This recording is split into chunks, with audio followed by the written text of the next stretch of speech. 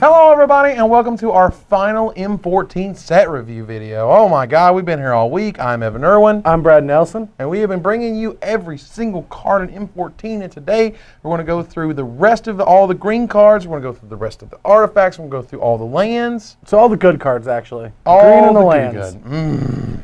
Greeny greens. Let's do it.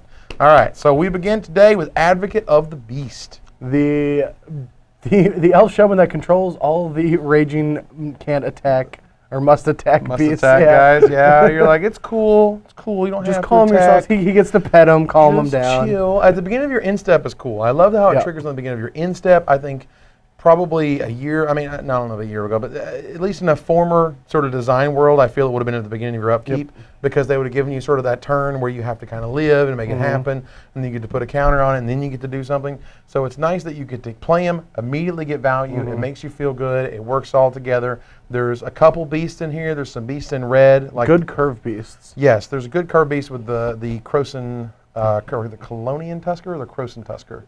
Yeah. The 2-mana 3/3. Yeah. 2 green 3/3. And then there's the Rumbling Baloth, who's the 4-mana 4/4. And those kind of work, as your 2-drop, and this is your 3-drop, and that's your 4-drop, and so on and so forth. So it has a lot of options, and at the end of the day, it's just a Gray Ogre, so it's going to be fine. 3-mana 2/2. It's a little bit better. Yeah, it's a 2/3. Oh, a 2/3. I'm sorry. Oh, so yeah, in that case, it's just as good as your undead Minotaur. But you can't take two of them and pull them together. Hey, can't slap them together and do undead advocates, eh?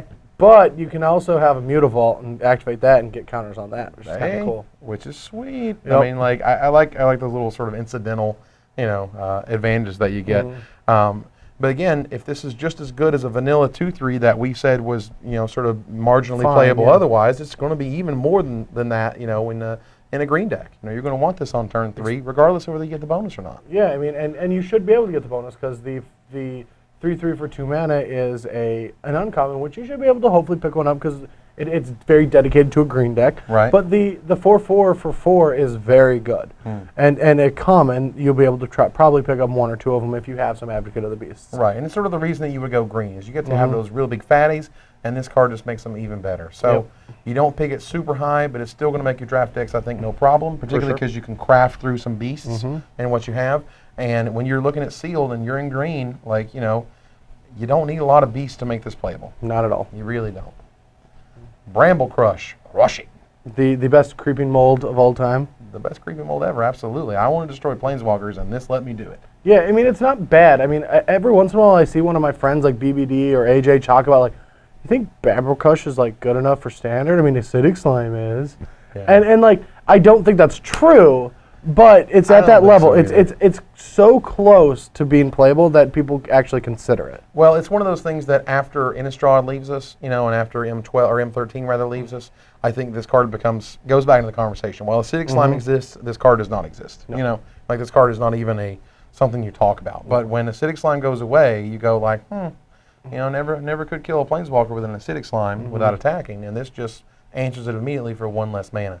So in terms of sideboard, I think you have options.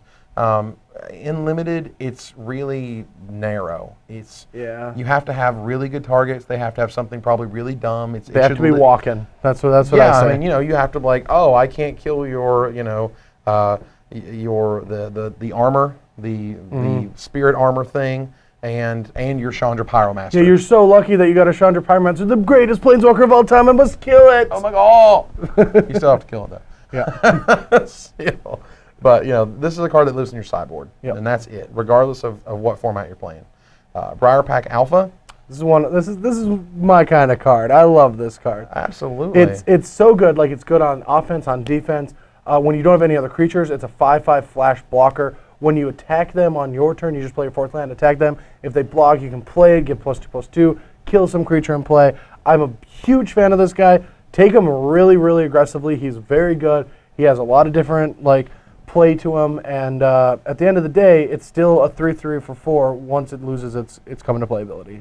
Briarhorn was awesome, and they couldn't reprint Briarhorn because it was too awesome. And it had a keyword that you couldn't print. Yes, it did. Yeah. But nowadays it has. They kept the briar in it, which I think was appreciated. and they kept how sort of awesome a trick that was. That card, again, it's a 5/5. Yeah. It's a 2-for-1. It's it slices, it dices. If you're in green, play it. If you're like sealed, slam it. Draft, slam it. Constructed, it's not good enough, but that's okay. It's not meant for that. No. It's meant to crush unlimited, and that's exactly what it does. Brindle Boar, that's a card. It's some bacon. Are you aching?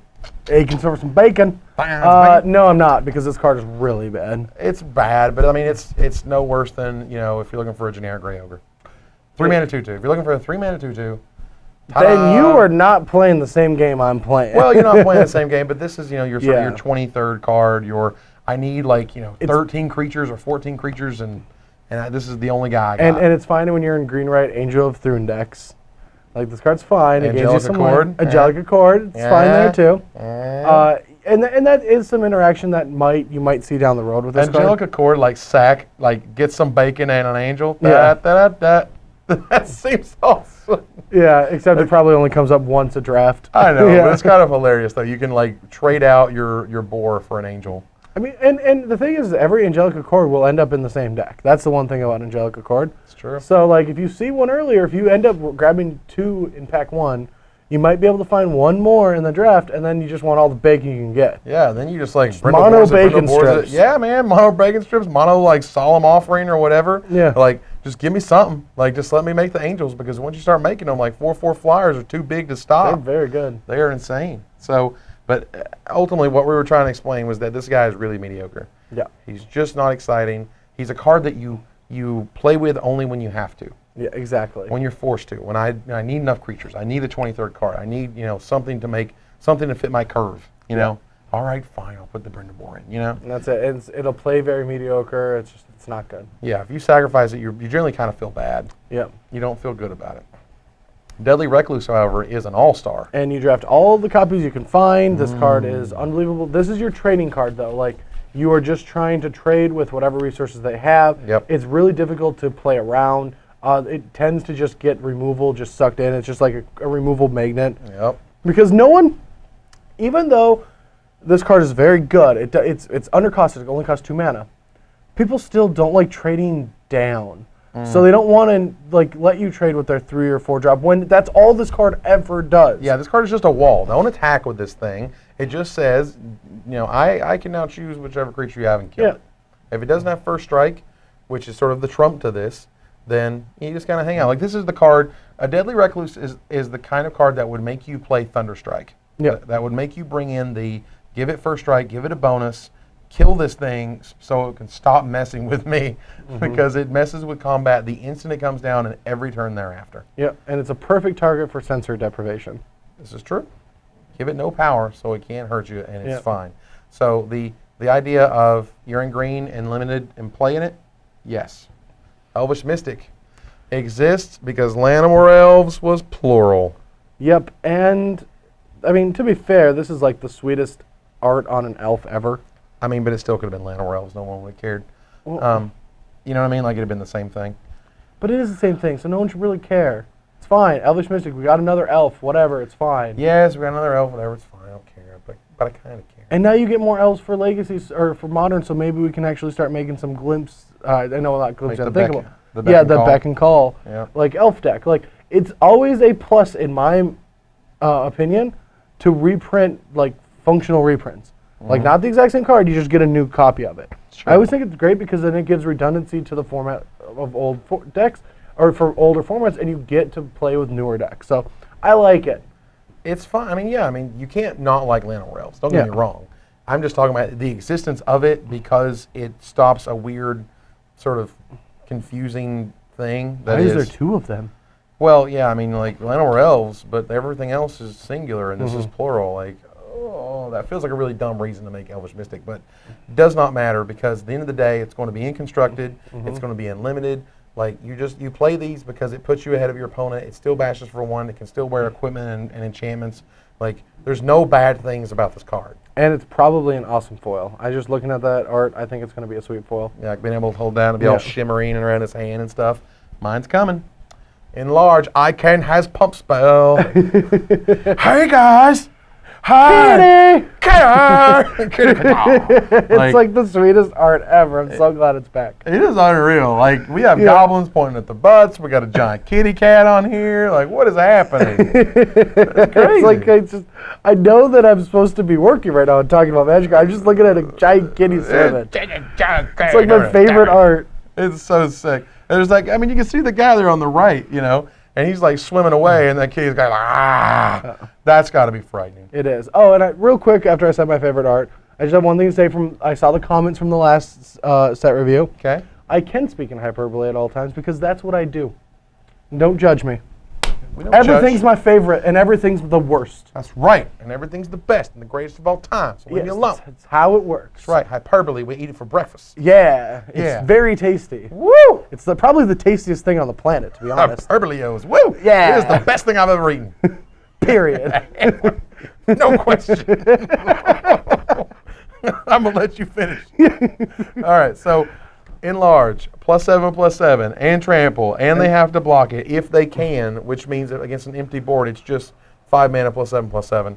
Yeah, it's weird that it gives trample and it must be blocked because like they don't have to block with everything. Right. So it's this weird tension that they probably will if it's going to kill them and all this. But regardless, this is an awesome card.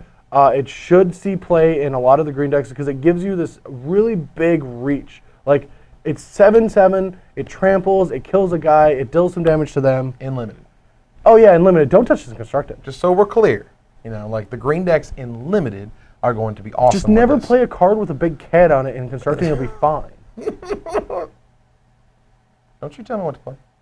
Don't you tell me I can't play my big kitty cat. I can play my big kitty cat and rah, and it'll be all like rah and getting you, and then +7 in, and +7 in, and rah. And it is weird to kind of make them be blocked and have trample. Yeah. But okay, I mean, if it didn't give trample, you could always do the straight lure, and then they must all be blocked, and then that's just like 5 mana win the game. Yeah. But yeah, I don't think that's sort of what this was meant for. I think this was meant for the board is stalled. You know, you've got your beast fatties or whatever, and you're like, all right, make my 4/4, you know, 11/11, and brrr, and good luck. And you have to do something about it because it's such a huge swing. Yeah. It's also interesting to me that this is an uncommon. You know, for such a huge bonus and such a swinging effect, it feels almost rare. I agree. Only for reasons of limited. You know what I mean? Not because it's like, oh my god, it needs to be rare. Just because this type of a swingy card is not like, I don't want to like play against someone who goes like enlarge bruh and then enlarge kill you. You know, and with just it being uncommon, I think that is actually a possibility. Well, I mean this is like the fixed overrun. Like we used to have actual uncommon overrun, and that just won games all the time. Yeah. And then they made it a rare, and now we're at enlarge, and I think that's the fixed version. I think this is the best version to have in limited as at uncommon. Like I don't want any overrun effect, regardless of rare, mythic, ultra mythic. Only one has ever been opened ever. Like all of your creatures getting some insane bonus. Yeah. Versus like, you know, this is sorcery speed, so they can't surprise you with it. So they have to like sorcery say, make this guy huge, can you kill him? And then they have the, I'm attacking with everything, do you have any tricks? So there's a lot of, you know, like the disperse or whatever. All it takes is one disperse to make this spell bad, but it's still a game-ending spell. You know, I mean, there's no, it's not an accident that it gives +7/+7. You know, there's a reason it didn't give +6/+6 and +8/8. You know, the 1/3 of your life total is a thing plus whatever creature you put it on. So I think they've given a lot of thought to why this spell exists and why it's here. And the reason that we say so much about it, not just because it has a big kitty cat on it, but because, you know, it's actually really important in the limited metagame to know that this is here, and this is a card you play in all of your green decks. Yeah. Because you will just crush thereafter. Fog is a card that you don't play in all your green decks, but you can side it in or don't side it in. You can side it in. I've I was won going to matches say, at like, Pro come Tours on. with it. Yeah, I was like, you just talking about killing people with fog earlier. Killed Conley Woods with fog once. Ding, ding. It was sweet. Yeah, because who plays around fog? No one. Nobody. Well, that's the only card he could have played around when I tapped down to 1 green and attacked him when he had lethal on board. And he's like, did you board in fog against me? And you're like, and then he attacks and you go, yeah. he's got to keep that poker face, man. It's Pro Tour time. But yeah, there are fog decks. You know, there's reason that fog exists. Moment's Peace, if you want to look that one up, guys. That's the best fog ever. It's the best fog ever, and it's also a reason that card is not in print anymore and will not see print anymore. Is because it's really annoying. Good. Yeah, it's too just good. it's super annoying. and but this is more or less perfect. It's I mean, I honestly believe this. I really do. I think Fog sees too little play in Standard. I think Fog is actually a much better card than we're given. Or like given. You mean like a Fog deck, or you mean like just the card? I just mean the card Fog. You don't have to be a Fog deck, but just having the ability to Fog for a turn. Because one of the cards that I also think doesn't see enough play, and I think in Wizards they probably had a deck, was Urban Evolution. I think one of the really sweet things that you could do with Urban Evolution is cast it, play that extra land, Fog them. Right. And then you untap. And that turn is the turn where they cast their dragon to kill you, and you Fog, and then you untap, and then you do things with all your mana again. Right. And so, like, I definitely think a lot of control decks should have probably had, like, two Fogs and, like, 3 Urban Evolutions, and we really haven't seen that happen. Right. Either people are going all in on Fog or no Fogs at all, but especially against all the hoof decks, like all the Reanimator decks with Crater Hoof, definitely think Fog should have seen a little bit more play. Fog should have, but I think your problem was always, the deck fights against itself. Like, it kind of needs, there were, like, Gideon, Champion of Justice, Fog decks or whatever, and I'm like, that's sort of like your extreme.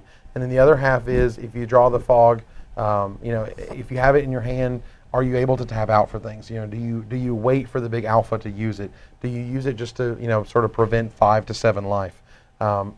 Is it worth it in those scenarios versus being able to just proactively, like, have this be a removal spell, essentially? Is it better for this, again, this is I'm sighted in a Fog, would it better be decided in a Tragic Slip? Yeah. Would it better to be decided far and away? Or something that gives you a little bit more flexibility. Oh, the only reason that I would want Fog is when you could use Sphinx's Revelation or Revolution to just get to the big mana ports of the game. Right. And like that, this card can help you get there because those are the decks that are running so many cards designed to do the big mana stuff that like you can't 1-for-1 kill their creatures. You just die the turn you cast Urban Evolution, or you can't cast Sphinx's Revelation and survive. Right. You cast Sphinxes and they'll just like burn spell and kill you. Sure. And I agree this spell has potential now. As for limited, you usually bring this in, side this in when matches are kind of like back and forth. You guys are both aggressive. It's swingy. It's if you're on the draw and you need to sort of turn the game around, so you're the aggressor and you're on the front foot and they're on the back foot, that type of thing. It can really swing the entire tempo of a game, particularly when they throw on some sick enchantment or they play an enlarge or whatever it is, or they play some huge pump spell, and then you're like, nope. The only thing I can say about Fog is I only played it in my main deck at one limited tournament. That was when I was talking about against Conley, and it was because he had an overrun effect, like a big overrun effect. An overrun was also uncommon at that point. No, it was the rare. Was it rare? Yeah, it was kind of, so Conley wasn't on our team, and it was the rare version, the one that gives +X+X equal to the power. I don't remember what it's called. I can remember, but there's +X+X equal to the highest power. Yeah, and Kibler, before I played Conley, I was playing him round 1, and as I was walking to the match, Kibler's like, he's got that, because he passed it to him. Gotcha. And I was like, so I beat him game 1 and then boarded Fog in game 2, and he never showed it to me. And Conley was just livid. He was so mad. He was just like, how'd you know that why would you bring Fog into me? I'm like, because you had that card. It was a rare. I know you had it. And he's like, how'd you know? And Kibler's like, eating like a hot dog. He's like, because I told him as he walks by. it was just a beautiful moment. That's unreal. I think it's Overwhelming Stampede. Yeah, Overwhelming Stampede. Yeah, that's unreal. So, yeah, Fog has its place, but I would not main deck it. Yeah. That's what I would say. Okay, Garrett Caller Beasts.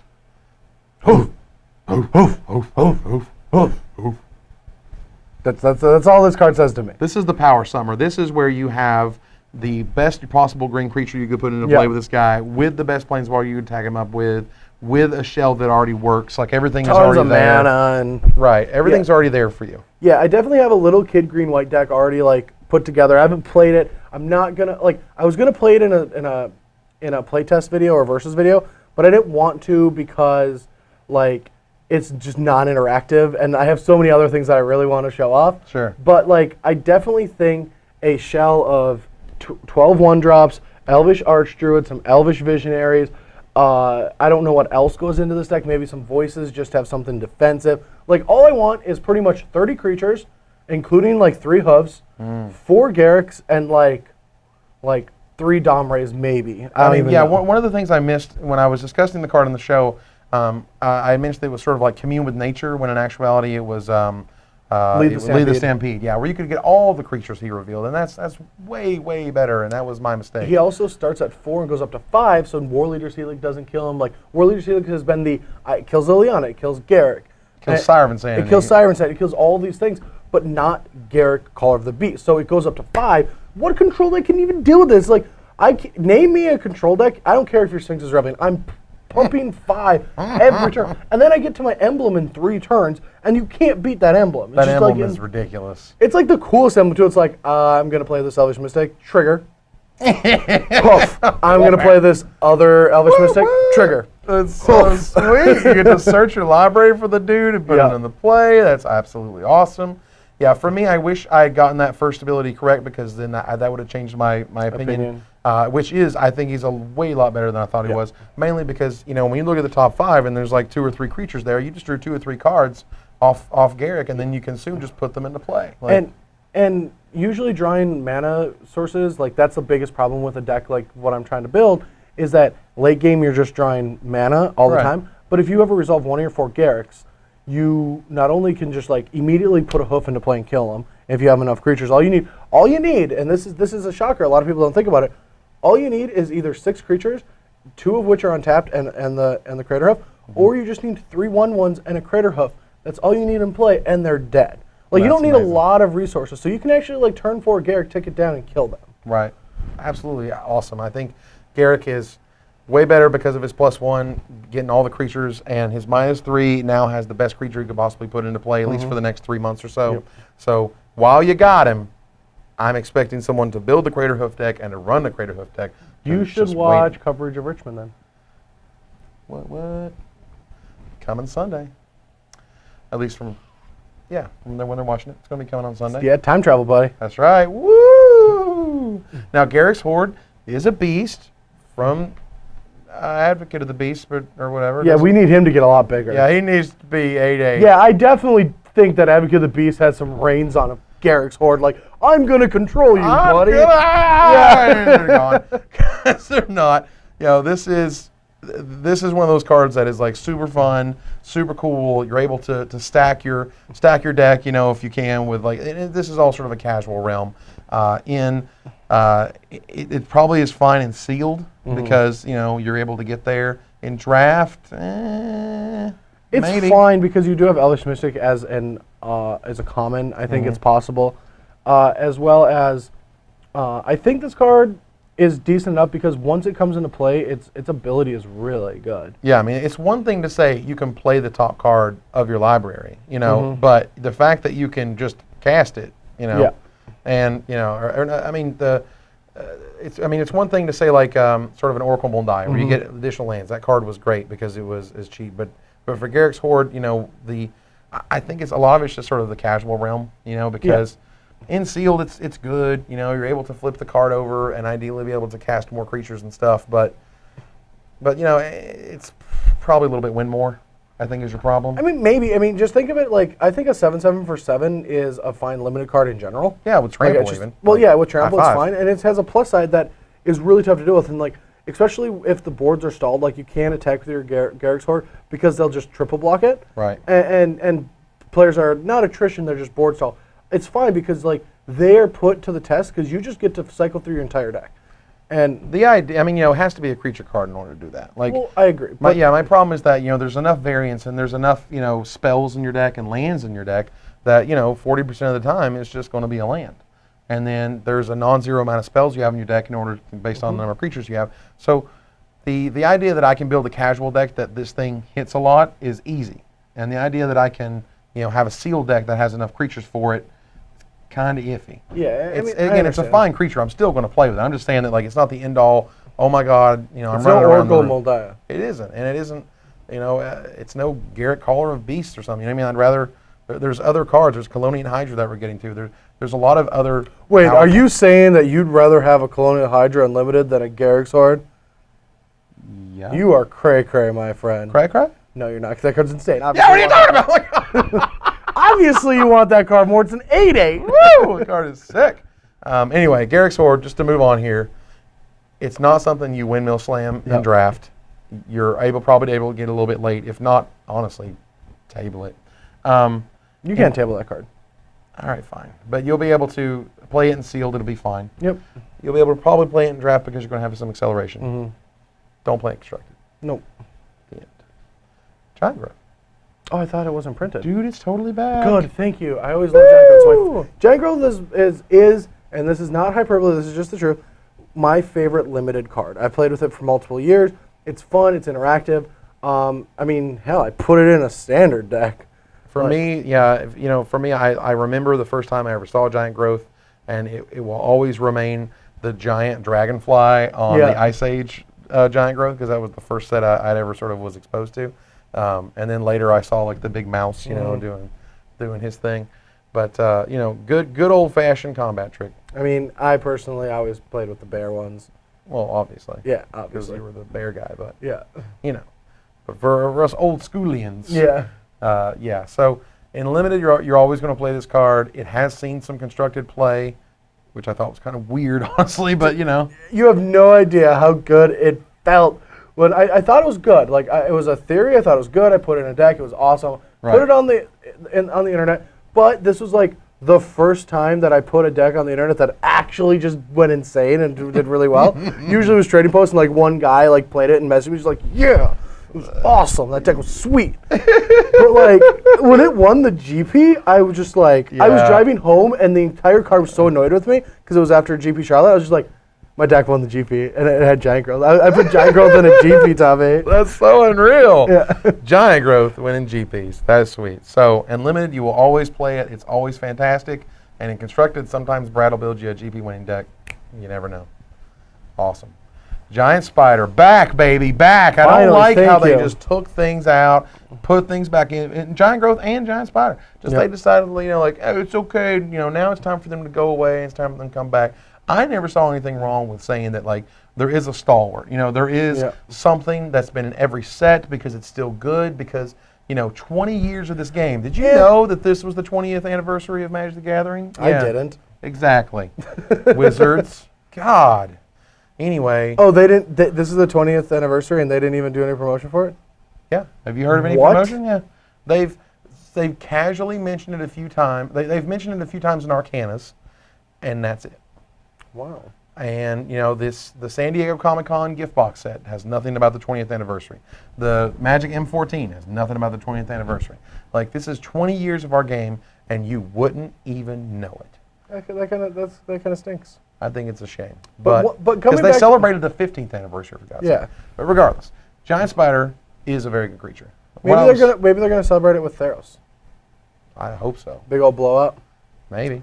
But the one thing I do want to say about Giant Spider and you saying that it should always exist, like I think with people looking at Magic cards when they get printed, with Magic decks, how they evolve, I think the biggest problem with Magic players in general is that they think that there should be sacred cows. Mm-hmm. And I don't think any card is sacred. I don't ever.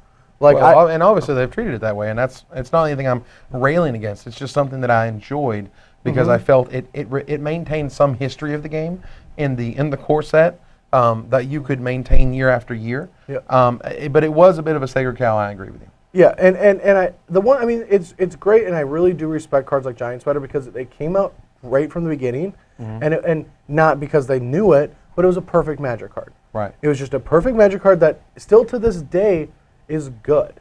Has the right power, has the right toughness. Has the right ability. effects. I mean, cards have changed drastically over the years, but in limited, this card is still good. It's not overpowered. It's not underpowered. You play in every single green deck you draft or sealed, no matter what. Yep, you really do. And it's a perfect Magic card. But I do agree that you have to shake things up, and I don't want sacred cows ever. Like whenever people say you have to play for that card no matter what, and I was just like, but why?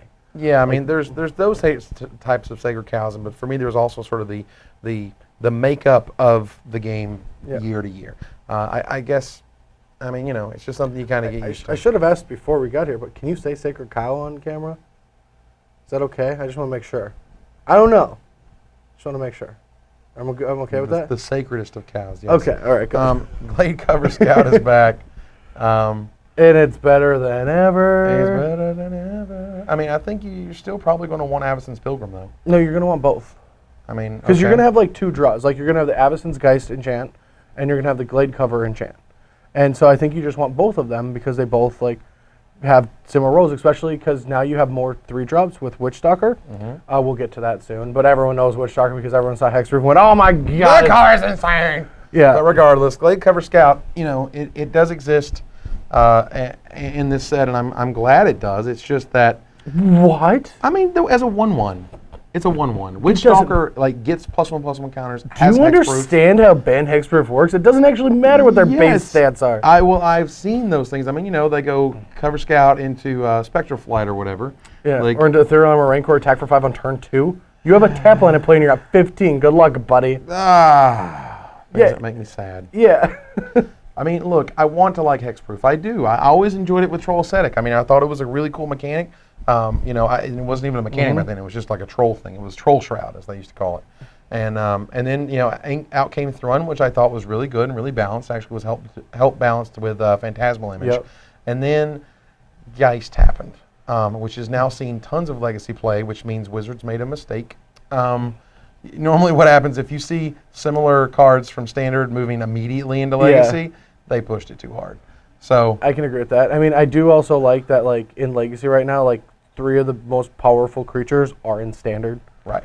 And that's like, you know what I mean? You're like, what? 4 what or happened? 5, actually. They're just all in Standard. Right. It's just crazy. So Yeah. it is what it is, and those formats work the way they work. Delver's really good, and it's not great in Standard right now, but whatever. Glade Cover Scout is fine, if only because it's the smallest. Like if It's you're gonna have a hexproof guy, like, okay, but like Witch Stalker and Geist, like, I mean, I actually those think... feel annoying. This feels like manageable.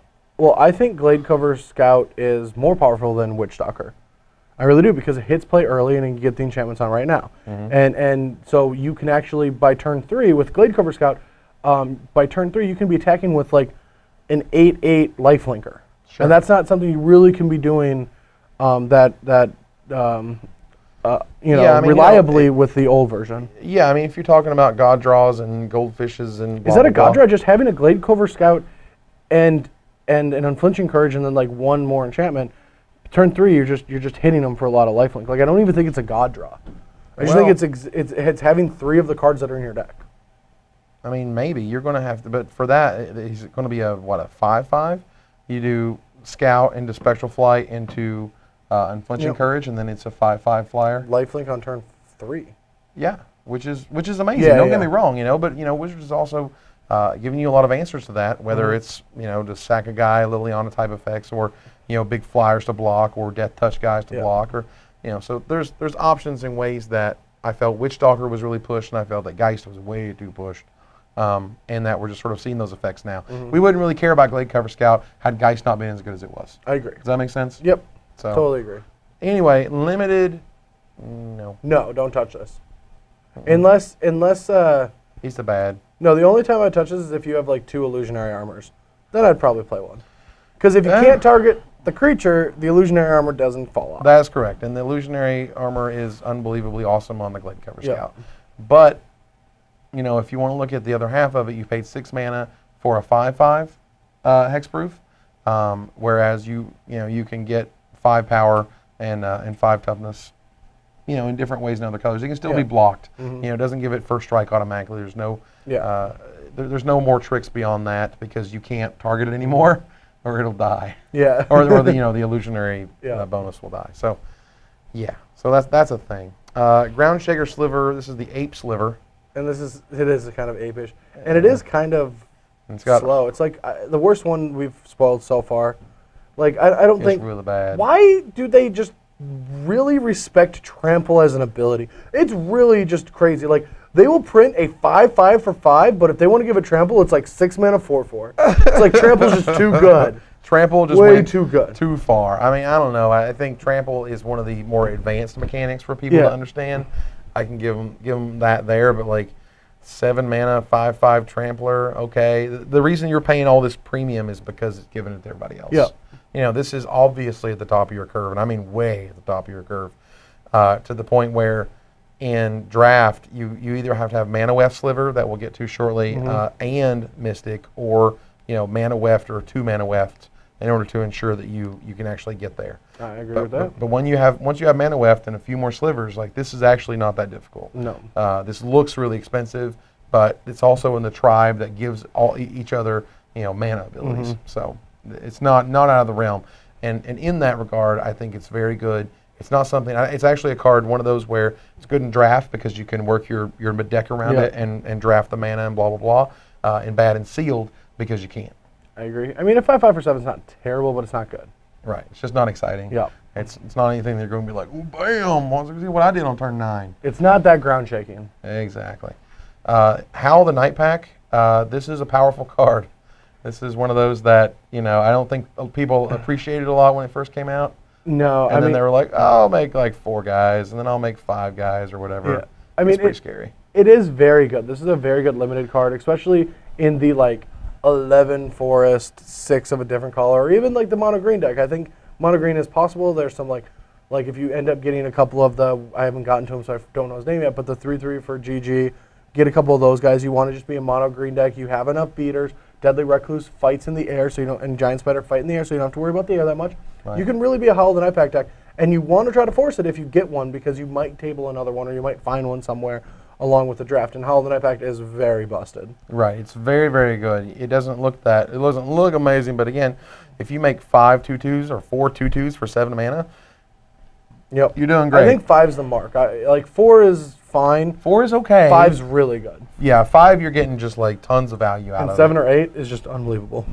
Yeah, you're getting 7 or 8. You're just you're running laps around the rim. At this point, it's not a card you have to take very highly because no one wants it that highly, to be honest. Like, there's a ton of other green cards you want over this. For example, I think if you want to be this deck, you have to take it because you won't table it. But you can expect, don't be shocked if you see it 5th pack 1. You don't have to be like, oh, I guess I just have to be green. Because it's not a respected card. It's not a signal. You can take it as a signal, but I don't think everyone's going to be jumping up on a Howl. Yeah, I don't take Howl as a signal as much as I would like a 5th pick, Spider. Yeah. You know what I mean? I agree with that. So that's where that card sort of lives, in this sort of area of it's good and sealed as long as you're heavy green. It can be insane in draft if you want to go all the way to mono green, and it sort of lives somewhere in between. Yep. Hunt the Week. This is a really unique, just the art's weird, the mana cost is weird. I actually thought, I can't remember the name of it, but it was the instant that said, fight with a creature that has +1/+1 counter. Something Prey. It was from Dragon's Maze. It doesn't matter. It's just a green mana instant. But when I originally read that card, I thought it was actually just this, and I was like, I thought it was on a green instant. Ability on a green instant. I'm like, oh my god. Yeah, it would have been ridiculous. This is actually pretty much the converted mana cost that I think is appropriate. It is, and honestly, this is a card you take super, super high. This is removal. Make no mistake. This makes sure that your guy is bigger. Particularly, you can wait till they get tapped out if you want to make sure you don't get blown out. But you pay 4 mana, you're going to kill most likely their best thing. And your guy gets bigger in the process. Right. Yeah. So this is good removal. Green removal is always fight based, and it's always insane. Pit fight. The other one. Prey Upon. Prey Upon. These cards are good, and this is just the next version of it. And this one gives your guy a counter. Play it because Prey Upon usually was fine because it was cheap, but it didn't need to be cheap because the only way it was good is if you could play it and play another guy. Well, now you don't have to worry about that. You make a bigger guy, you kill a guy, and you keep going. Yeah, I love it. I think the fact that I love most that green now has this. You know what I mean? Green's removal is fighting, and that's great. Oh yeah, it's wonderful. Black's removal, is kill target thing, but green now doesn't have to be just bigger. They now have the ability to say, my thing is going to kill your thing, but they just do it in a different way. And it's restrictive. If their guy's too big, you can't fight it. And that's what exists in the green world. The biggest thing is best. Absolutely. And I love it. It's survival of the fittest. Yeah. Literally. Except don't ever print that again. Don't you do it. It's bad. But Hunt the Week, you're in green, you're going to play it. It's not going to be in constructed, but in limited, it's an all-star. Yep. Into the Wilds, baby. That's some sweet art. It's it is really, really good art. Sweet art. But I don't think this card's that powerful. I feel like it should, this ability should trigger every time you play a spell or something to give. It's not that good. Oracle of Die already existed. I mean, it would have been if it triggered on every spell. Really? I don't think. I mean, it'd be good, but I don't think it'd be insane. It would have been insane. It'd have been better. Yeah. I mean, at the beginning of your upkeep, is it a land? Is it 40%? Is it my 40%? It's not my 40%. Okay. Is it my 40%? Okay, I look like a genius. You know, your problem with this type of enchantment, any type of enchantment that looks like this and all it cares about is lands and things on top of your library, is that it doesn't affect the board. On turn 4, you effectively did nothing and said go. The hidden power of this card is I don't think it's playable and I don't think it's good. But the hidden power is if you're ever in a very slow matchup, this card is card advantage in the sense that you draw less lands. You're just less likely to draw lands. It's the same thing as I found. I didn't discover this until I played with Damirade, but when I played with Damirade, if I was in a matchup that I could activate it, I got to hit more land drops. And that meant that I would hit almost all of my land drops if I had a turn 3 active Damirade. And I never saw it like that, but because you're drawing more off the top, you're drawing more lands. Right. And the same thing into the wilds. Like if It's this just sits a in play, reverse. it's a reversal. If this sits in play for a long time, you will hit more spells than your opponent. Yeah, I mean, it's just it's guaranteed to happen. It's not quite sort of Countryside Crusher where you're like all in, like you're never going to draw another land. But it does let you sort of get ahead of your opponent. But there is going to be the chance of you like, oh, I revealed land and put it in there, and then you draw a land. I guess this card is a little bit better than I think because another way you could read it is at the beginning of your upkeep, draw a card. If it was a land, draw an additional card. Yeah. And so you always are getting closer to spells. Right. So, I mean, maybe this card is more playable than I thought. It's possible. It's, for me, I still think it's kind of marginal, but, I'm happy to be surprised. Yeah, I would like to see this in Limited. I'd like to get beat by this in Limited once. I would like to see it in action to see if it actually matters. I feel like if it's sealed, it's got a lot of potential because of that. Yeah. Because there is the ability to sort of stall out, and then your Into the Wilds is letting you like, okay, draw, and then draw again. Into the Wilds seems really good and sealed, but in draft, when you're all about the curve, particularly like against the tempo deck, like they laugh at you for playing this. Oh, for sure. They're like, 2-drop, flyer, go, ready, like in their hand is Time Ebb and Disperse, and you go like, Into the Wilds, go. And they go, ha, ha, ha. Okay, I get to play another awesome thing. Yeah, Get attack, you. Oh, now you play something. Okay, bounce that thing, get you. Like, oh, you got to play more lands with Into the Wilds. That's great. Good job, buddy. Yeah, so again, sealed, you're able to get that long-term advantage. Draft, I don't think so as much. And then in constructed, I have serious doubts. No way in constructed. Meep. This guy. Is this good? Is this a good thing? Colonian Hydra. I was the first one to say something about it. I'm serious. Like the flavor text is sweet. It was on pre-order for $10, and then I was like, this card is ridiculous. Yeah. And I was like, really, guys? Is anyone paying attention to Colonian Hydra? I mean, look at look how it works with Exava. Look how it works with Experiment 1. Like, look how it works with Undying. Like, it just it does all these really cool things. Like, even after rotation, it works with the Exava and whatnot, which isn't as good right now. But regardless, I was like, this card just wins the game on its own. After they wrath, this is the card I want to play. Like, Supreme Verdict, okay, whatever. Hydra, go. Like, now I don't have to play anything else, and I win the game. Yep. I just do nothing else. And then it immediately jumped in price. How much is it now? Because everybody bought it out. It's at, I want to say we're sold out at 25. Wow. So, and I bought my foil for 50. So. Oh, really? Immediately? Well, I mean, I pre-ordered it as soon as it went up for pre-order. So you did get the pre-order. Yeah, so I got the pre-order price, which was 50. I paid 40 for my Voice Resurgence, so like, okay. Wow. And if this card is really good, that's going to sound like a deal, and if it's bad, I'm going to sound like an idiot months from now. But that's okay, because when it comes to pre-orders, you hit more than you miss, as long as you get the good cards. That's true. In the long term. Regardless, Colonian Hydra is amazing, is a bomb. If you're in green, you're going to play it. If you're in green, you're going to draft it. If you're in green, you'll like. I definitely see it in constructed because I think it has so many different possibilities.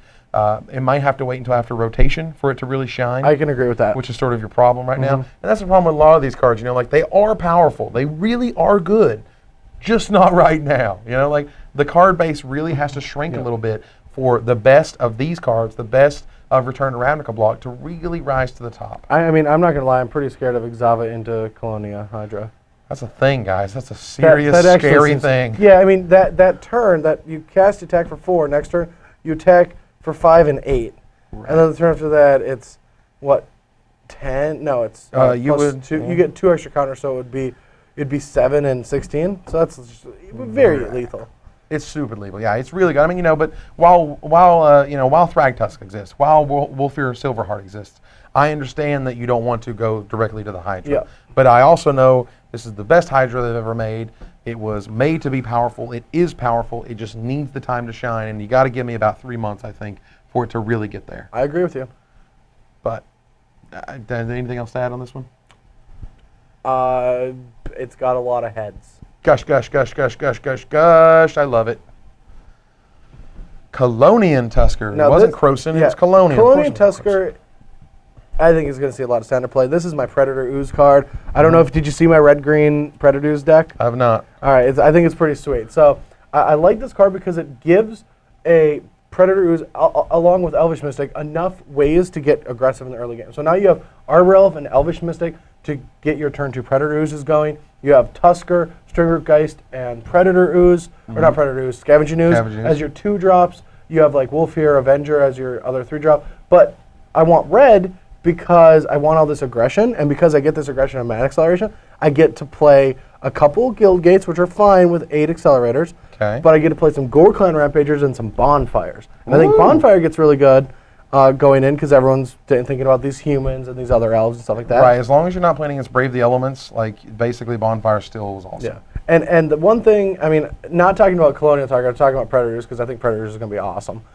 You can attack now, and it gets a counter, and they block with a 3/3, and you Gore Clan Rampager. Oh! But all this is possible because we have a 3/3 for green. And I think last like M13 set review, I'm pretty sure that if you go through the footage, you can find me going, when are they just going to make a green 3/3? Like, that's just going to be a thing. It's possible. You know, I think the fact that there is finally a 3/3 for 2 mana that has no drawback, I kind of pointed out in the show when I was talking about it then. Now, what the people will tell you is it's not color and 1 colorless. Yeah. It's not green and 1 3/3 like all the other 3/3s with a drawback. Yeah. And I get that, but in terms of like 2 mana 3/3, no drawbacks at all has never happened until just now, and could very well see standard play because on turn 2 you're always going to have something scary. I mean, I'm almost 100% sure that this is going to see some standard play. Okay. The only way is if Boris Reckoner is really, really just populated, like if there's just a ton of them in the format. And that's another reason why I want my Predators deck to have Gore Clan Rampager, because I can kill it. You can get over the top of it. But yeah, I think this card is going to see a lot of play. I think it's a fine, man. You put a Rancor on it, get some damage in. I just like having more 2-drops that go along with Stranglegeist. Yeah, and if you're drafting mono green, the ability to go Colonian Tusker into Advocate of the Beast is a thing. And then you just can't lose, I don't think. I don't think so. I got a free 4/4 for 2 mana. Woo! Yeah. Gross. Lay of the Land. Why Wizards? Because This is so underpowered. I mean, because it's neat. Why? It's neat. It's bad seek. It's neat. It's close seek. It's neat. Okay, I don't see how it's neat. That's all I got. It's neat. Well, A, I like the art. B, I like the old school reprint. And for what it's worth, I kind of like the previous art better. That was in, what was it, like Stronghold or something. When the Minotaur's pointing at the thing, pointing at the thing in the map. Yeah, because that makes sense, right? Yeah. Lay of the land. Well, the lay of the land is like we need to go right here and here, and the lay of the land is now some weird alien hieroglyphic-y thing. It's the slivers. It's the sliver eyes. Either way, it's a really cute card. It is not Farseek. It was not meant to be. It's not Rampant Growth. It's not meant to be. It just goes and finds a land. It's pretty underpowered. It was kind of mediocre back in the day, and now it's just bad. The one thing I can say about this card that I think why you'll see it is in sealed, especially like green splash decks, like a sliver deck. It's very easy to just cut a mana source for a Lay of the Land. Because it's very easy to cast it. So like sometimes it might be a little slow and you might lose some tempo because of it. But like, if you want to play a sliver, but you only have 1 sliver that's in that color, you can just shave a land, go to 16 lands, play 1 Lay of the Land and 1 swamp to play that black sliver. Now you have 2 sources of black for your 1 sliver. Right. And it doesn't really hurt you that much to like turn 1 just go get a land. I'm okay with turning it into a sliver enabler. But I would not think of this as an accelerator. Never think of it as an accelerator. Just think of it as a fixer. It is just a fixer, and it helps you cast cards when you're splashing for that 3rd or 4th color. Right. Like when you're stretching pretty thin, or you're only looking for just the one. It helps you get there. And in that regard, I do like it. I still prefer the old art. Mana Weft Sliver. This sliver is awesome, by the way. If we're not clear, this card is sweet. The red-green sliver deck wants this card so bad, just so it can just zoom up And it can to ramp Battle up, Sliver and to Thorns Thornscape Splinter, whatever it was, the Hellrider sliver as we called it. There's a lot of really awesome slivers. They all work together. Even the silly trampoline sliver that costs 7 mana is not so bad when you're like, the first dragon sliver guy, and then the mana weft sliver, and then like one more sliver and a land, and you're pretty much at 7 at that point. That's not that crazy. So this is a super enabler. This is the reason that Birds of Paradise is not in here, and I like it a lot. And I mean, it's a wonderful card. It's a great sliver card. But the biggest problem the sliver decks are going to have is every green deck is going to take their mana wolf slivers. They're just going to get gobbled up because you can look at any format in the past. Acceleration is big. Like Zerta Druid was huge. I know it dealt the damage, but it only tapped for green. This taps for any color you want. And just getting a turn 2 mana accelerator to start playing 4 drops and 5 drops on turn early is huge. So fixing your mana. And fixing your mana. So if you have a green drafter to your right, you're probably not going to see many of these. It's true. I mean, because it doesn't matter. You don't need to be the sliver deck to enjoy this card. Yeah. If you're in green, you're going to play it. In limited, period. Doesn't matter. You don't need slivers. You just need green. You just need other spells. Yeah, I mean, the best way... other green spells because it can play any color of mana. Yeah, for anyone that's been drafting Return to Ravnica, the best way I can explain this is if you're the Rakdos deck and you see no Chainwalkers in the last pack, you're wondering like, hey, where'd all my Chainwalkers go? And it's because any red deck can still play it, and it's awesome in that deck. Right. So any deck with green is going to play this, but obviously if you're the sliver deck, this is the card you're looking for with beyond the bomb rares and the bomb uncommons. So there's Megantic. Kaboom booms. I love Megantic. Boom boom booms. It's just like a good name. How is this a sliver though? Doesn't this look just the same as like that Voroplex or whatever guy? Card like to a T. Like they look exactly the same. They are very close. This is the sort of the new Phyrexian looking part of the slivers. The Voroplex guy, the mythic guy. They look incredibly similar. Again, they all sort of look like Phyrexians to me. What if they were slivers the whole time? Dude, what if like slivers were like, here all the time? Were like New Phyrexia's father or something? Oh no. And then they were dead the whole time? Yeah. All right. So bad art direction aside, Megantic Sliver is obviously a powerhouse. Like this is if you're playing the sliver deck, this is the card that you want to open, and it's a monster. There's no, doesn't matter. All your other slivers are just huge, and this one by itself is obviously a 6/6. But you're like mana weft into this guy is super easy to do. Yeah, I mean, I definitely. The biggest problem I have with the slivers is just with one set is that there aren't enough common and uncommons that I've seen throughout the set. There's a lot of rares, but because there's so many rares and you can only be one sliver drafter, I think that maybe 1 out of every 2 drafts there's just going to be a sweet sliver deck with like 3 rares. I do feel like that's going to happen. I agree. And I mean, part of me likes that, but the other half is like, I like it when a full block has slivers because it was really cool to see the slivers in Time Spiral and the slivers in Planar Chaos and the slivers in Future Sight. Obviously, Virulent was one thing, but regardless, in draft, in block, it was super, super cool because you had so many options and they were in all these different colors. Well, you also had Tutor Sliver, Homing Sliver, which was sweet. Yeah, it was sick. And it was cool, so I like that. I mean, I understand what they were doing in terms of giving M14 its own flavor and its own style. I wish they had done that. I wish they had planned that from the start so they could all look like slivers, for God's sake. But, regardless, the idea of a super lord, which is what this is amazing. Like, turn 1 sliver, turn 2 mana weft, turn 3 whatever. Like, you're able to drop this on turn 4 and it's going to wreck. I never really got into the art stuff, especially the sliver stuff. I kind of just stayed away from it because it came around the last Pro Tour and everyone was talking about slivers. And I was just like, I'm going to step back on this. And finally I realized after going through the set with you and going through everything is that if you just took every sliver piece of art and put them beside each other, the only thing that I could compare them all to is having dreads, except for this one, which has no dreads. Which don't, I guess, sort of. I mean, and they all, some of them, like the blur sliver doesn't look like it has dreads too, but I mean, regardless, again, this is things that I'm caring about because I love all this stuff, guys. It's important to get it right. Don't screw it up. And, I felt like they next made card a before we get Evan mad. Evan's about to get mad. It's getting pissed. All right. Naturalize. It's been reprinted infinite. We all know what it does. It's a good, fine card. There's not much you can say about it, to be honest. I know, but there's nothing I can think of. But it's like we're going to close down. It's like, we've seen this card 15 times, you know what it does. You know what it does? It does the stuff well. I mean, for those who are not aware, Naturalize, I think debuted in Onslaught and has been reprinted Infinite since. It was basically the fixed disenchant that used to be in white, and now it's in green.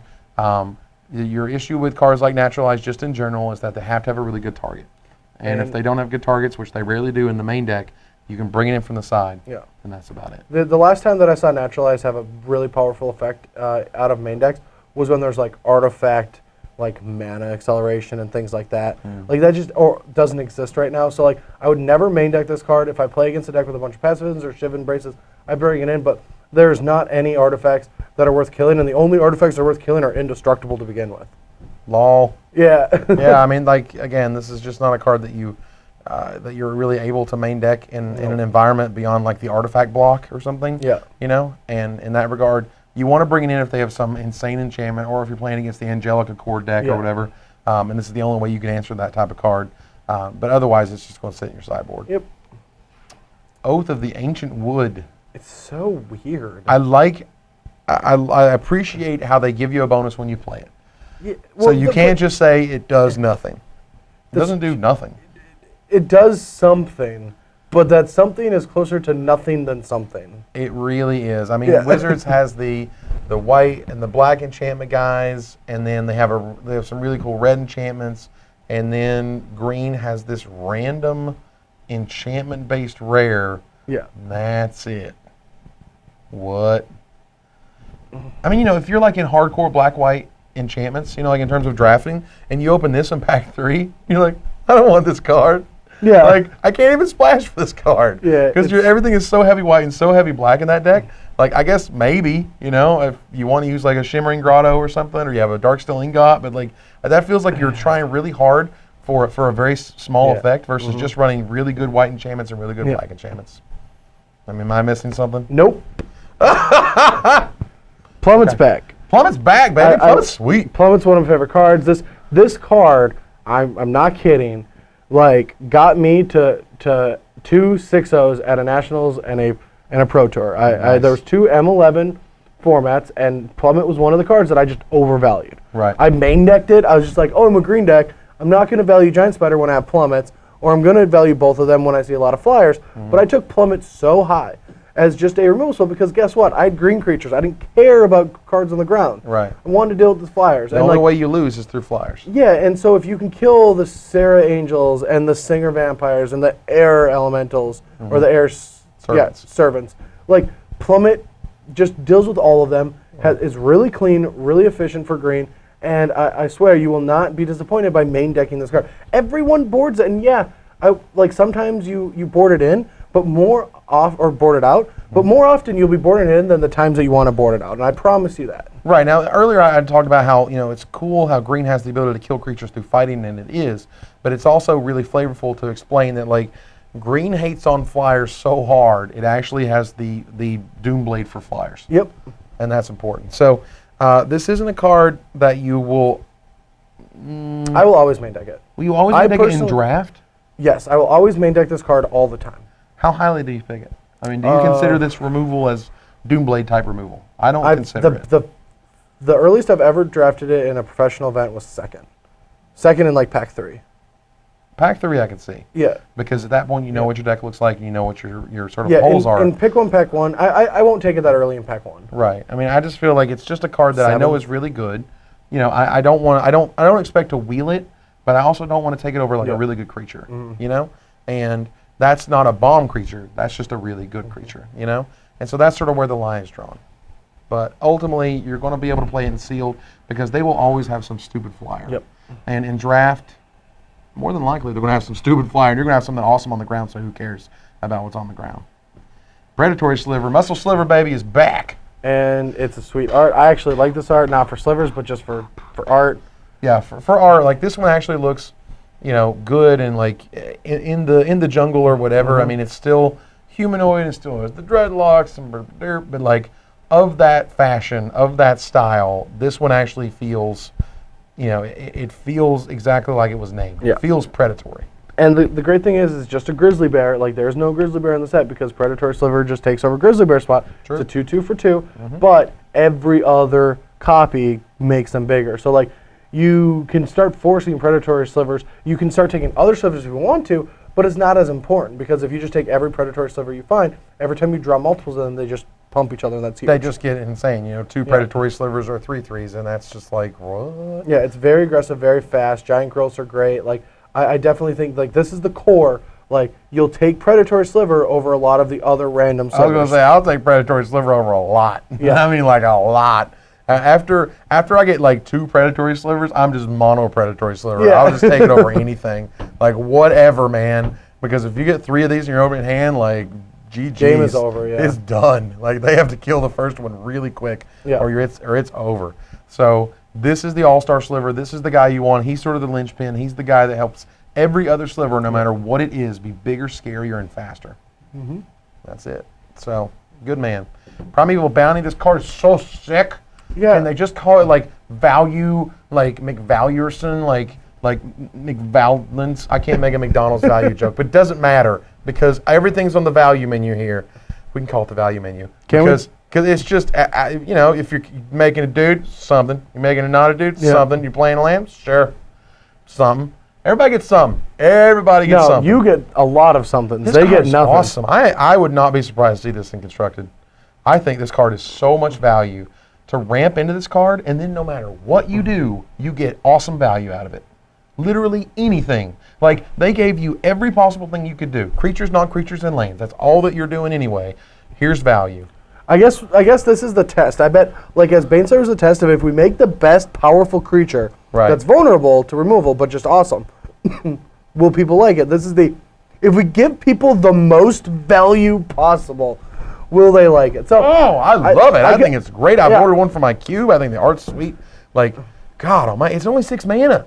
Like, I would not be surprised this to be 7. I would not be surprised this to be 8. Evan, look, we have mana acceleration. Earlier in the week, I asked you, what was the breaking point in Standard between mana cost that can be cast and can't be cast? Well, you think it's 5. I would say it's closer to 6. I would actually say the top is 7. Yeah. But in the Junk Reanimator type deck, like, I could cast this card. That's true. No problem. Like, literally no problem. And if I play a Thragtusk and I join 5 and gain 5 and get a 3/3, is this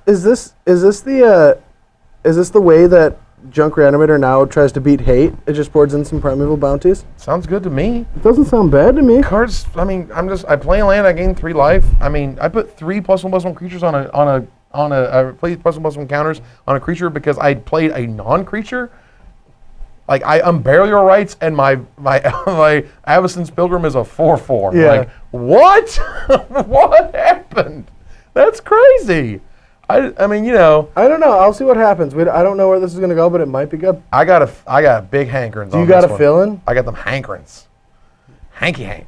I'm not saying it's the greatest card of all time. I'm just saying that, like, as a role player, as a way to board into something, or as a way to just run a value card that no one sees coming, like, man, this card seems unstoppable after it gets going. Ooh.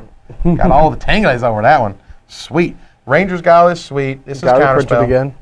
It did. Yep, green counterspell. It gives +1/+1 and hexproof, so it's just going to protect cards like Predator Ooze. Predator Ooze, yeah. Yeah, Predator Ooze, sure.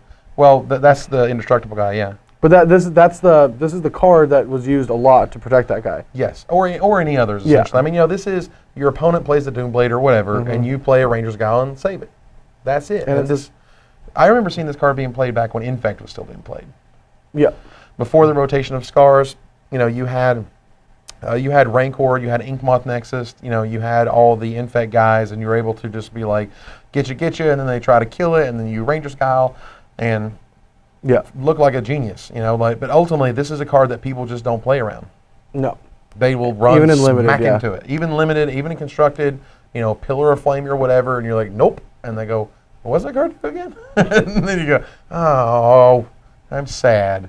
So it's actually subliminally powerful, or not sublimely powerful, but it's not a card you want a ton of. No, it's something that you might like have one of in a limited deck and maybe 2 of in a constructed deck if like you have creatures that you really want to protect. Right. Creatures that, you know, you're sure that they're going to bring in a bunch removal. You're playing Jund or something that has like infinite removal.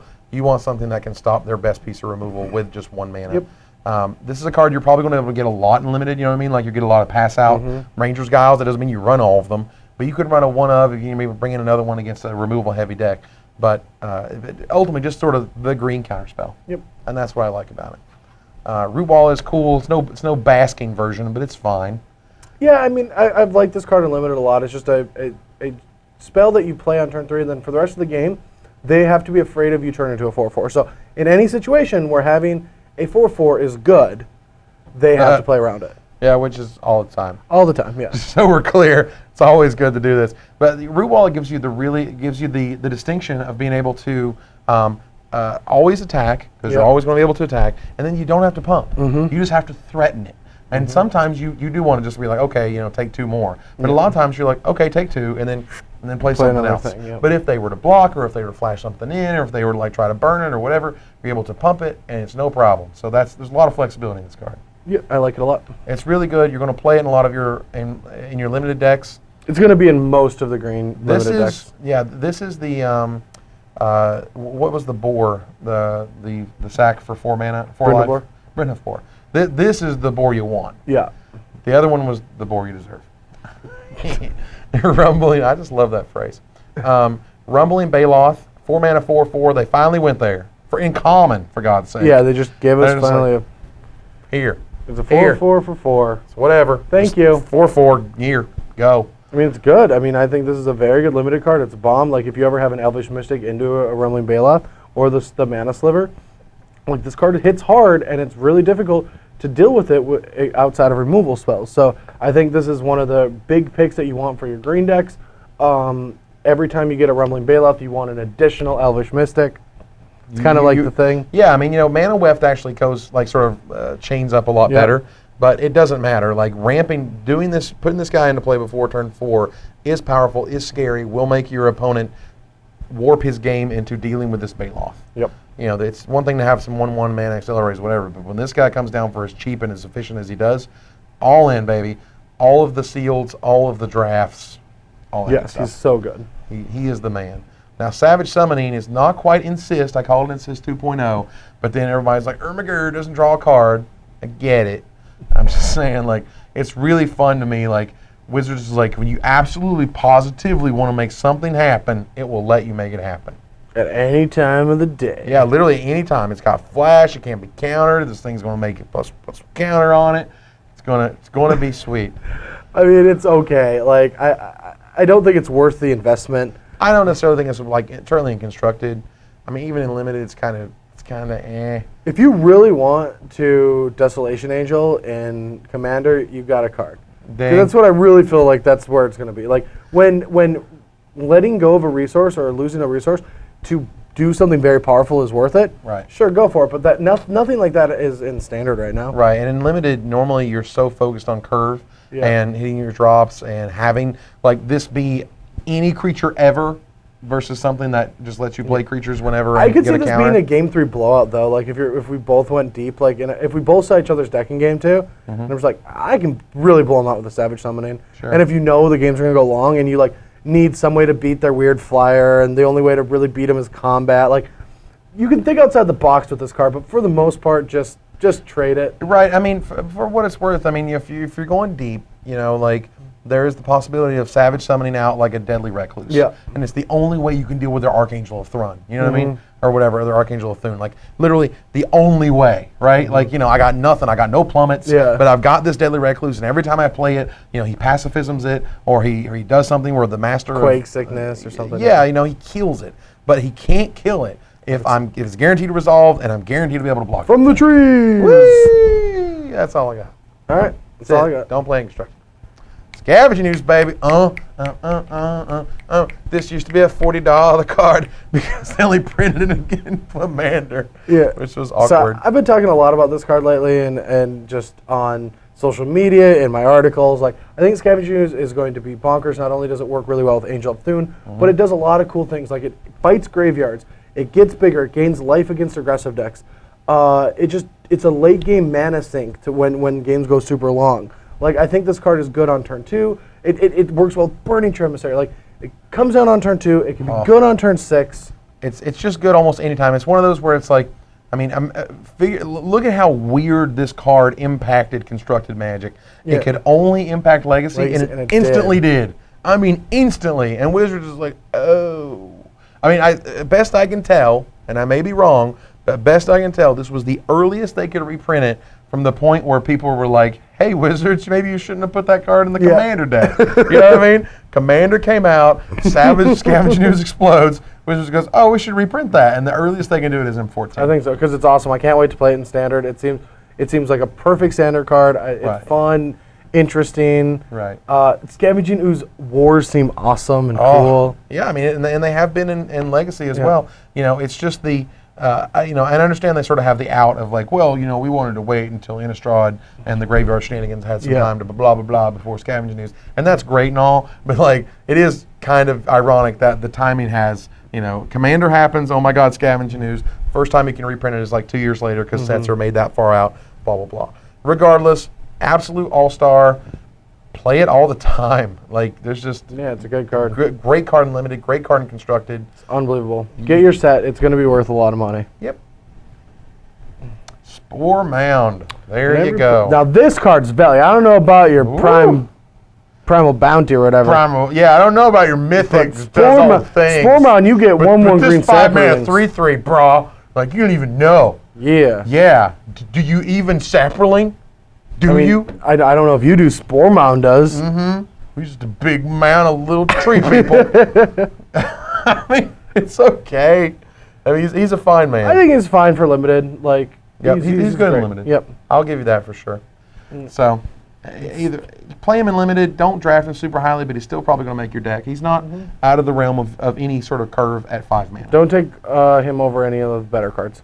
Yeah, I mean, don't like take the 4 him for 4. Yeah, don't take him over a lot. That's value, but you know he's good. Troll Hide, okay. We just keep getting more enchantments. Man, you can build green hexproof in Limited. That's gross. That sounds awesome. Because it's it's a challenge.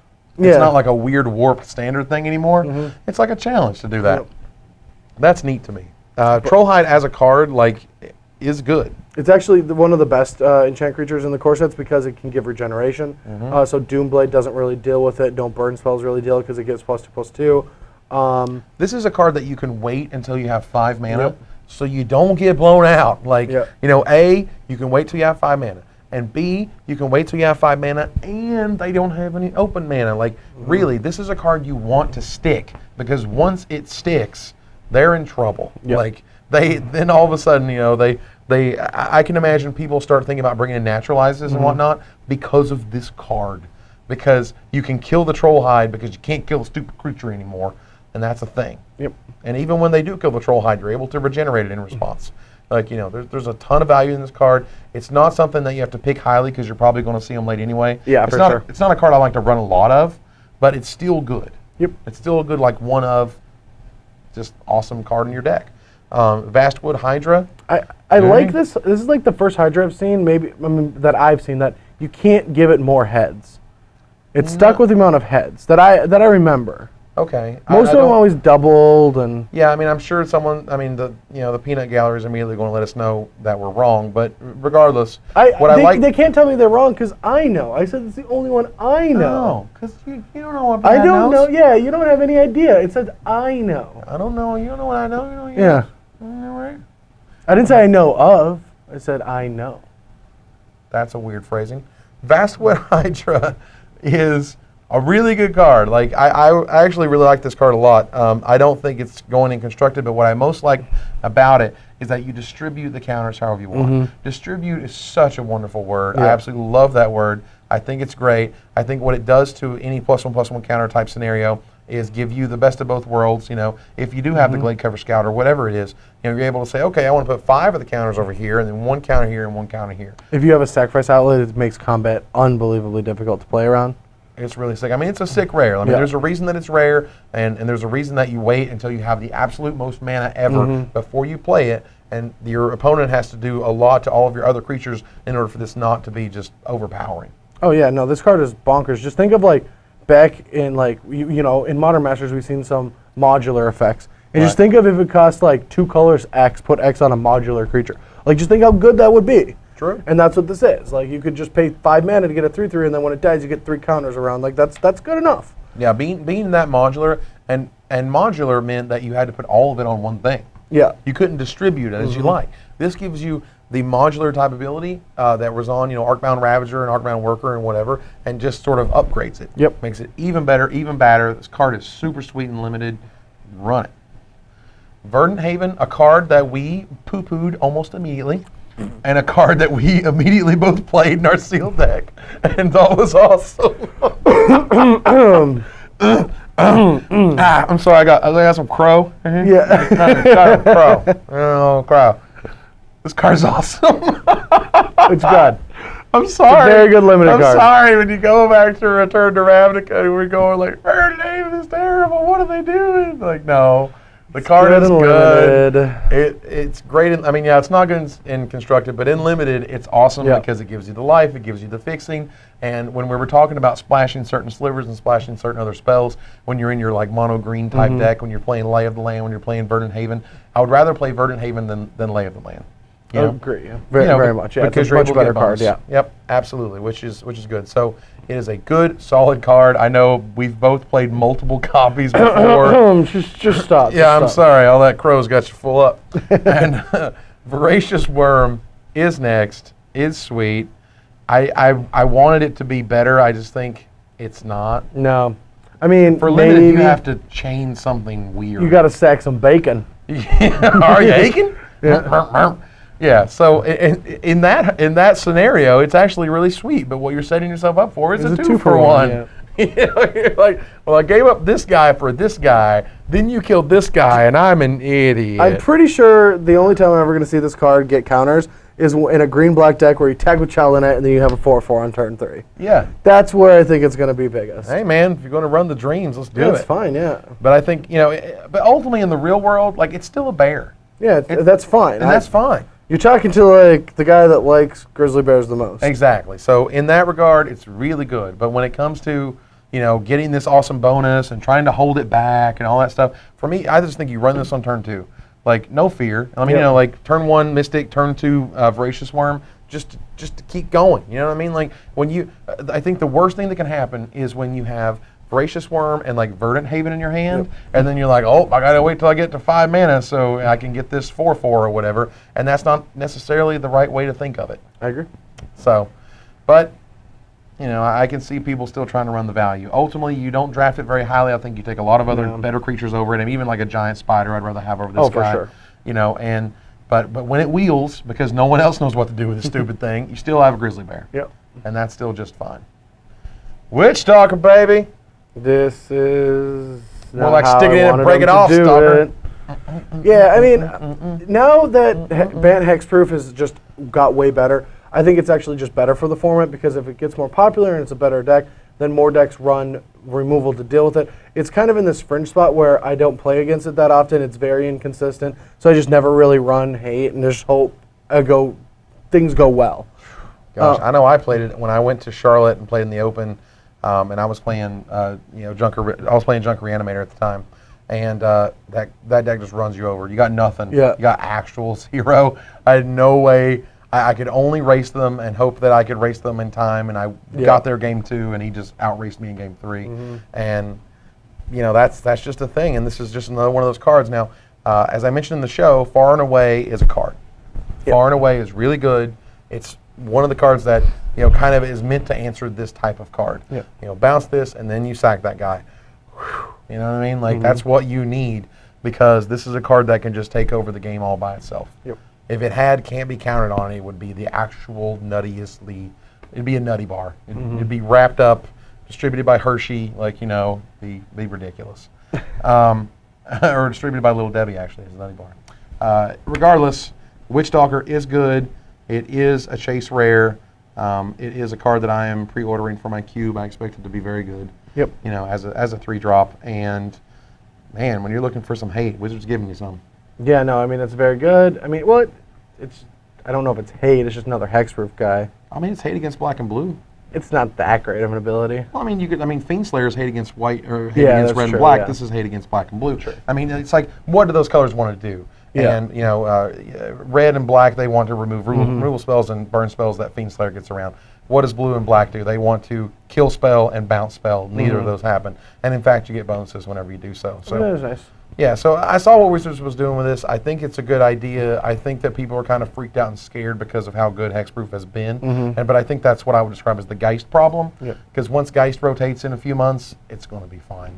Yep, I agree. There's going to be nothing to worry about at that point. Yeah, Hexproof is gone. Spectral Flight's gone. Rancor's gone. Right. We're okay. All the things that sort of pushed it into the superpower realm are no longer going to be around. So enjoy it while it lasts. Run your Witch Stalkers. Make those control players sad. They've already been sad because they've already been getting trounced. But why not? Let's just trounce some more. In limited, it's just a good man because it's a 3/3 for 3. Yep. That gets marginal bonuses, and your opponents are probably never going to trigger it, but that's okay. It allows you to put your troll hide on it. Allows you to put your other enchantments on it, regardless of which color it is, and just go nuts. And if they do, it's also one of the things that people can forget about that second little bit of text there in limited. Like after a while, they might. Oh yeah, no one's ever activated my Voice of Resurgence on my turn. Never. Just to play some stupid card and then just forgot, and I just get an 8/8, and I'm like, thanks. It's happened. Yeah, and it will happen. And even in someone's going to bring in that Sea Sky or whatever, because they're like, oh, you did nothing on your turn, or end of your turn Sea Sky, and then you're just like counter. Yep. Just feeling good. It's really good. Woodborne Behemoth, like they're getting to the point where their Spectral Force, which kind of began it, as the 5-mana green 8/8. 5-mana green 8/8 Trampler that came in all the way, I want to say, what was that? Time Spiral, Planar Chaos? It was Time Spiral. Time Spiral, yeah. Like Spectral Force was a 5-mana 8/8, but when you attacked, it wouldn't untap unless they had a black permanent. For the next turn. Yeah, wouldn't untap next turn unless they had a black permanent when it attacked. Nowadays, Woodborne Behemoth is just saying, like, you know what? You just need lands. You got lands, we're cool. You got lands, it's okay. I actually think that it's much, in now day and age, it's much easier for them to have a black creature than it is to have 8 lands, to be honest. And that's fair. But I thought this card sort of jumped out at me as like, wow, really? Like, geez. 8 lands is a lot. 8 lands is a lot, but if I'm flooding out, like, this is the card I want. That's true. I mean, it's a good man. At the end of the day, a 5-mana 4/4 is fine. Yeah, it's reasonable. It's powerful enough to run. You're always going to run it in sealed. You're still going to want it and run it in draft, like as the near the top of your curve. But when you have that 8th land just randomly, this is where you get to 7 lands and you want to draw that land. That's true. This is your landfall card. Yeah, this is you're just like, oh sweet, yes. Like that's the card you want, and that's why I like that's part of why I like this card as well. So in limited, it's super sweet. Everywhere else it is not. I agree. All right, let's do it. All right, boys, that was all the green cards. Let's get to artifacts. Strionic Resonator. All right, so I just have one little question about this card. Like, this card is a little complex for me. I feel like this is a complex card to put in a set where they still need reminder text for trample. I agree. It's really weird, particularly as a rare. You know what I mean? Like, not as even like a mythic. Even if it would have been weird as a mythic. It would have been mythic only because of complexity. Yeah. I mean, for example, when you copy Restoration Angel's ability, you can't do it on the same Thragtusk twice. Let me explain. And for those at home, you have a Thragtusk, and you say Restoration Angel, and the Restoration Angel's blink a creature goes on the stack, and then you say copy Resonator. The with Resonator your ability, and so both abilities are targeting the same Thragtusk, and when that first one resolves, Thragtusk goes away, makes a beast, comes back, gains 5 life, and then that second ability is still targeting the invisible Thragtusk that now just disappeared, and so it goes away. But you can copy either side of the other Thragtusk if you want. You can copy the come to play or the leave play. Yes, and so that again, this is a card for me that like I pre-ordered one just to see if it works in my cube. Like nowadays, there's so many enter and exit and whenever and add the triggered abilities. I actually have a feeling like there's like a really cool like Dirtle deck, that you can just dup Cloud Goat Ranger makes 6 guys, like whatever, just silly fun Fiend stuff. Hunter still 2 guys. Exactly, just really fun, crazy stuff. That this is the card that lets you do that. Now, Angel of Serenity. Woo! Get that 9 mana in there. So again, this for me is 100% fun. And I think they did a great job at making something really weird yet really exciting. I agree. I think it's cool. Don't play it in limited. Yeah, no, it's not good. And in constructed, it should be casual constructed. Yeah, very casual. Hey yo, this is all you, buddy. I don't really feel like talking about this. I'm just like, let's just go to the next one, okay? I'm kidding. No, so Trading Post is back. There's not much to say about Trading Post in the fact that, like, the only reason that Trading Post was awesome was because it was with an artifact set. So right now, if I play with Trading Post, it's purely gimmick and to amuse you guys at home. We have to wait to see if Theros is artifact based, because I think it will be. Because why are they bringing Trading Post back? It's still in standard. Why are they bringing Trading? Because it's a big dirtily card for people to like and enjoy and do silly things with. Okay, if Theros isn't artifact based, which I feel like it's going to be colorless gods, and maybe there might be some artifacts to go along, like ancient artifacts. These are gods; they have artifacts. I bet there's going to be infinite legendary stuff. I'll give you that. I mean, there could be legendary stuff, but it also could just be like the artifacts that the gods have. Like there could be those things, like the temples and the things like that. Like it's possible. But if that doesn't exist, I have a hard time saying that, like, because this one artifact exists in the core set, this means that the next block is about this. No, I agree with you on that, but like it was just in M13, and I don't know why it's again in M14. I don't know. I mean, I have a feeling it was just fun. You know, making goats and sacking dudes. Or maybe Wizards just wanted me to have another bad year. That's just it. Like. Print that Trading Post. Yeah. Brad's win percentage goes this way. Oh. But yeah, I mean, it's one of my favorite cards. It's fun. I've talked about it a ton. Like, it's a planeswalker that you can't attack, and that's why I really like it. Right. And it generates card advantage, but the problem is there's no good artifacts. Like, without Wormcoil Engine, the card isn't good. Like, I don't want to play it if I'm not chaining Wormcoil Engines, because that's your end game. That's your unbeatable end game. Right. I mean, there was the Mycosynth, what were they called? Mycosynth, Wellsprings, and stuff. The Wellspring guys, yeah. Yep. Without the Wellspring artifacts to sort of get the engine going, and without Wormcoil Engine on the top to make sure that you sort of stay there and able to chain it back and forth, because that creature was stupidly overpowered. You know, like, it's just not as exciting. Yeah, Angelic Accord is like the only card I can see you really comboing with, and to me that's not as exciting as just playing like Cartel Aristocrat. Like, Cartel Aristocrat is my new Trading Post. Sorry, buddy. No. You're out. Oops. I love this card. I think this card is super cool. Why? I just think it's a really cool, flavorful thing. We've literally never seen it put in this clear of a flavorful way. You know what I mean? Like, this is an artifact that has poison in it, and when I use it, I have Death Touch. Like, it just makes all this sense, and I love it. True. I just love it from the flavor standpoint. I think it's really cool. I don't know about sort of its playability. Seems a little weak. But one of the things that this card does is it changes combat dramatically. Like, when this card sits on the battlefield, just hangs out and does nothing, everything is different. Because all of a sudden, all right, well, if I attack, then he can poison that guy or he can poison that guy, but I'm okay with losing this guy but not this guy. You know what I mean? Like, yeah, that makes a lot of sense. For me, everything sort of changes when this guy comes out, and I have a feeling actually that it's pretty powerful. I mean, we have to see it, but I could see just the sacrifice of a 2-for-1 won't be as bad since it's so flexible. Right, since you can just trade anything, literally anything, any counters that you have made, any saplings you made from the 5-drop guy, you know, and just be able to trade up. You know what I mean? It does 2-for-1 yourself, but again, if it's so bad that this is the only way you can deal with the Archangel of Thune or whatever, like, it is what it is. And I don't think you run a ton of them, but I have a feeling that this card is actually super good. I think I'd like to see it. I mean, I'm going to wait until someone beats me with it before I beat them with it. Sure. But that's where I'm at with this card. I dig it. For me, it's kind of a toss-up. I think you're going to play it to really figure it out. So we're not done. We're not done. We have three more cards. We've reached a staff. Now again, this staff is not as cool as the black one because she was holding a spine. That was or he, but either way, it was way cooler with a spine. This is just a branch. I've done this before. Magic cards can't show me what I've already done in this world. Not that cool, yeah. I don't want a magic card of somebody pumping gas. Yeah. You know what I'm saying? I don't want a magic card of somebody mowing the lawn. You know, like, I need to see something new. Oh my God. Now, Encroaching Wastes is no Tectonic Edge, but Tectonic Edge was made busted. way overpowered. I mean, I love Mike Turian, but my lord, he put the pedal to the metal in World Wake. Yeah. And World Wake had a ton of busted cards and amazing stuff like Everflowing Chalice and all the main lands. Obviously, Jace. But one of the things it had was Tectonic Edge, and the reason Tectonic Edge was so freaking busted was that it said 1 mana tap, destroy target non-basic land if your opponent controls 4 or more lands. Yeah.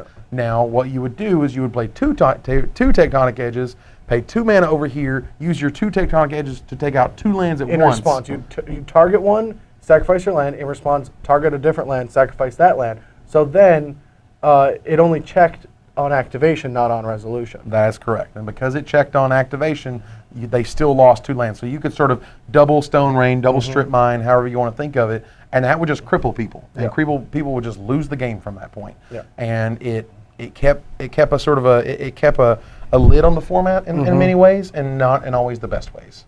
I mean, the only reason that I kind of liked the Tectonic Edges there was because it was one of the only ways to really fight Titans. And I like that you can fight Titans or slow down the Titans. Well, again, but you're not sort of fighting the Titans as much as slowing them down. Like you're trying to stop them from entering the battlefield. You're not really answering them. Yeah. And at the same time, you're providing a really big feel bad for someone who spent a lot of time and energy preparing and building their deck and buying all these cards. And then they're like, oh, I got blown out, with double Tectonic Edge. And then in game 3, I got blown out again. And then that was my tournament. You know what I mean? And that's a really crappy way I to don't be. get why everyone is always like, you could just be like, oh, I built my deck and my opponent went turn 3, turn 4, Thunder my Hellkite and killed me. But that's worse feel bad than getting double Tectonic Edge. I don't get it. Because people like to resolve their spells. But they don't get to resolve any spells when they go double Thunder by Hellkite. But they just could have die. still played a Doomblade and been all right. It is this weird mental construct that people just I hate counterspells. People hate counterspells. Yeah. But they're okay with everything they play. I can understand killed. counterspells, but I don't understand how people are okay with 5/5 flying haste dragons. Those are absurd. Not only were they okay with it, they thought it was bad when it was first spoiled. You want to laugh a lot. Go check the spoiler threads when Thundermaw Hellkite was revealed. Regardless, encroaching waste to bring it back around is not good because it's not Tectonic Edge. It was never sort of meant to be. I don't see this thing seeing play. No, it's not going to see play. It's just too much mana. To do not a lot. Do you want to know of a card that will see play? What was that? You want to see a card that will see play? Mutavalis. I got my extended art one, which is worth can't play with it. like $1 million now. Is it worth it? Why are you doing this if you have $1 million card? Go to the Bahamas, buddy. All right, I'll see you guys later. All right. So I'll talk about Mutavault. Oh, okay, that's right. But no, I did some work for Wizards, and back in the day, they gave me one of those Mutavaults as compensation, like they sort of give Judge foils and things of that nature. So little did I know it was like the rarest thing of all time because they only gave it out. Well, they only gave it out in two-headed giant tournaments once in England.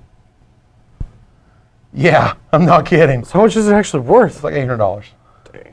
I know, it's just ridiculous. But the idea was, they have this cool special two-headed giant, promo thing, and it only happened in England and it stopped. But Mutavault as a card was amazing when it was in Standard. It will continue to be amazing. I mean, Runechanter's Pike plus Mutavault is damn near the abyss. It's pretty close. You know what I mean? Every turn, you're just going to block it or take a bunch, I can see that. I don't know if that'll see much play. It might not see much play, but I like the idea of it. I mean, the thing about Mutavault that I don't know if it's going to see a lot of play initially because I feel like it's easier to just play more colors and your decks are more powerful.